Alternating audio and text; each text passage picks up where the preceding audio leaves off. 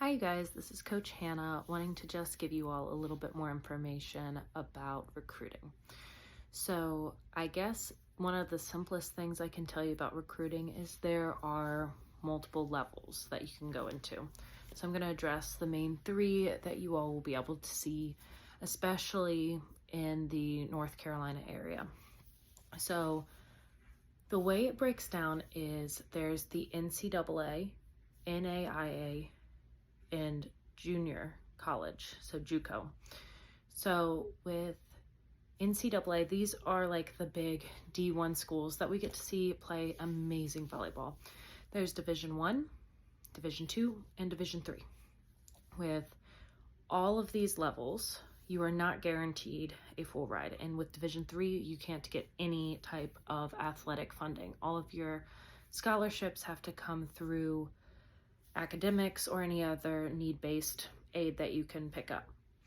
With Division 2, you can get athletic money.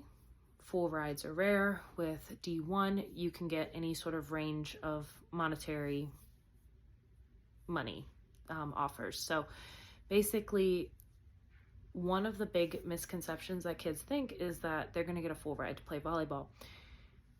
That's not necessarily the case, and in most levels of volleyball, it's a very rare thing to be able to get a full ride. So that's NCAA. Those are the majority of the colleges in the United States, and again, Division 1, 2, and 3. The other organization that I want to talk to you guys about this 4-year is NAIA. This is Independent Athletics Association. So this is for mainly private schools, smaller schools, and a lot of times the cost overall for tuition is a little scary to athletes and they just stop there. But NAIA can offer you athletic money. Again, not usually a full ride, but they also can stack academic and athletic money. So I went to an NAIA school and Coach Daniel did.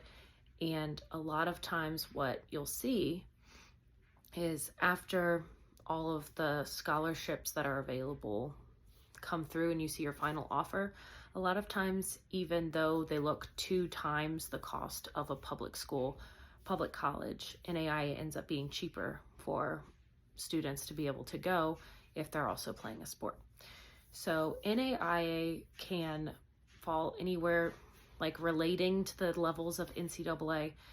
They can be like D2, they can be like D3. They really vary depending on the conference and depending on the year. So you'll see some teams are really, really strong, and then 4 or 5 years later, they've dropped to the bottom of their conference pool. So that's basically how that works with funding. Another option is junior college or JUCO. JUCO colleges are 2-year colleges where you can go for a fraction of the cost. I mean, junior college is way cheaper than going to a 4-year college. And you can play a couple of years for JUCO before transferring to a 4-year college, and you'll still have eligibility.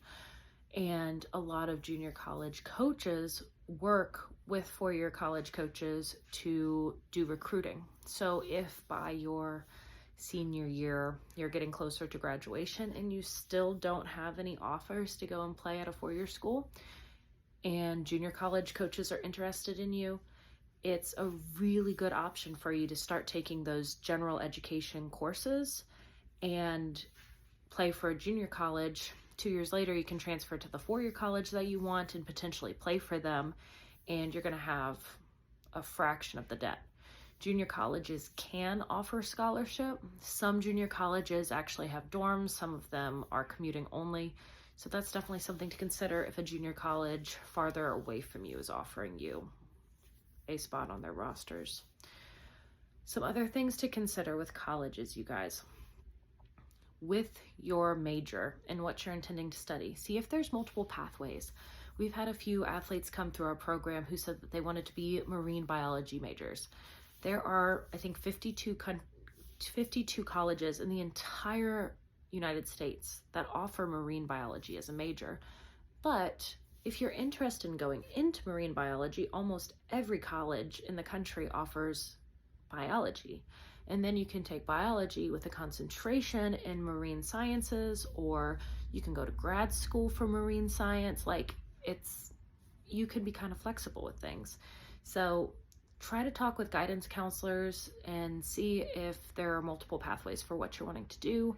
And that might free up what you're majoring in and might give you a little bit more flexibility as to what colleges you're interested in. With the recruiting process, it's a really good idea to learn about these colleges, watch games from college teams at each level, and see what the differences are like. There's definitely perks, pros and cons to each level.